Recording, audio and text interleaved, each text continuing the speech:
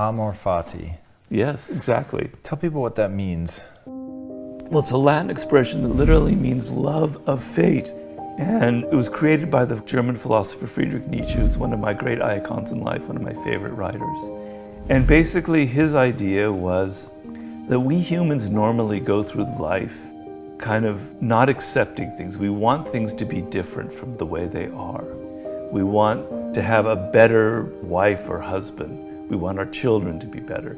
We don't like the political system. We want this sort of utopia to suddenly come about. We want people to be different. We want this, we want that.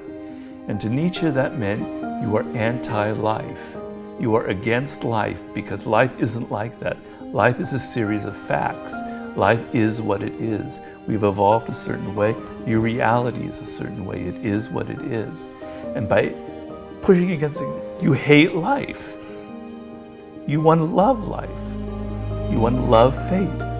And what fate means, things happen to you can't control. You didn't control who your parents are. You didn't control what city you were born into, what school you went into. You didn't control whether you were born rich or poor, right? There's much you can't control. That's fate. Accept it for what it is. Stop whining and stop going, I want something else. Embrace your world, your life. Our fear of death is probably the greatest influence on our behavior throughout history. We're the only animal that's conscious of our mortality. And it's caused an incredible reaction. We're avoidant, we're anxious. We invent an afterlife, a heaven where we'll all go, right? Or today, we never see death. We never see people die in hospitals. We never see the animals that we eat being killed. We have no confrontation with death personally in our life, completely disconnected from it. It makes us anxious and fearful, and that controls everything about our behavior. We become anxious and fearful about everything.